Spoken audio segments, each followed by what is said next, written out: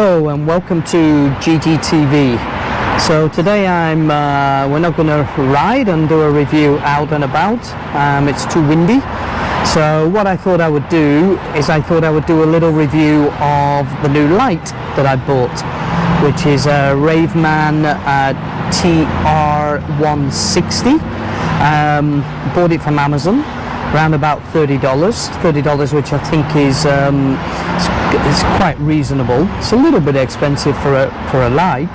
I mean, but overall, what I liked was I liked the fact that it was very slick, very small. It had this sort of side LEDs, so if you're crossing the street, you can still be seen from the side. And overall, the reviews for it online and on Amazon were very, very positive. And the nice thing is it's got the adapters and the bosses for clicking onto your Wahoo or your Garmin mount. So it sits very, very tidily, and we'll have a look at that later in the video. But it sits really, really nicely on the actual mount, so it looks really slick. Few other little features for it. It's very light. I think 55 grams. Pretty slim.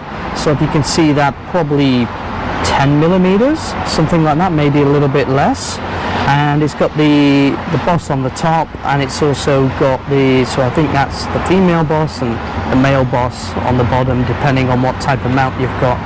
Interestingly, that it's waterproof, and also it is a USB-C port, which means that it can be charged up very, very quickly.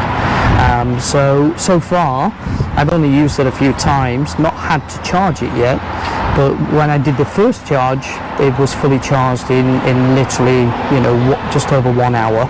I've used it now, I think probably 5 times for 40-50 kilometer rides, and not had to recharge it yet. Apparently it's got a warning it's got some red LEDs so that it tells you when the batteries are running low, and pretty simple to use, very quick to fit, very quick to remove when you don't need it. And it also, if you get halfway out and then you hit the daylight, you don't want it on the bike, very easy to, and very light to just slip inside your pocket. Pretty pleased with it so far, and quite a nice thing. Apparently it's waterproof as well, so not really a big issue here in the UAE where we get more dust and less water. But if you are in a climate where you get plenty of water, and having a waterproof lamp is important, obviously that's a good benefit as well. I'll turn it on. It's multifunction. I don't know how well you will see this work. So if we go on to the modes, first of all, that's a sort of standard illumination mode, and then you also have this which dims it a little bit, and then even dimmer. So you can see the LEDs sort of go up and down depending on the brightness that you need. And then you also have flashing mode, which I really hate, because it's really distracting when you're coming up, riding against somebody that's got this mode on.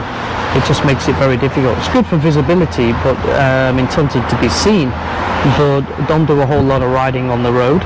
In fact, no riding on the road, so only on the cycle track. So if anything, it's just really annoying for people coming.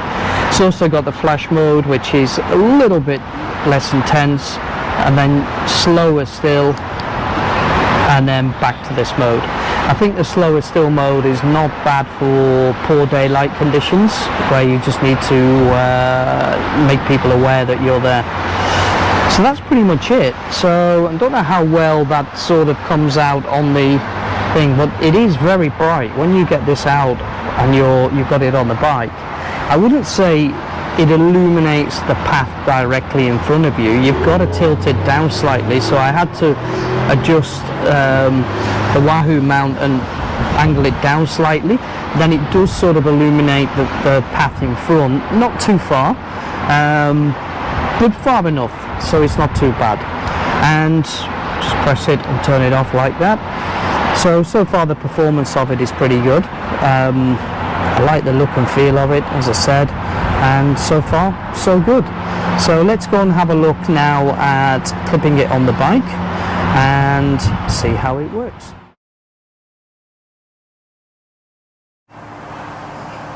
So let's have a look at how it mounts onto the bike.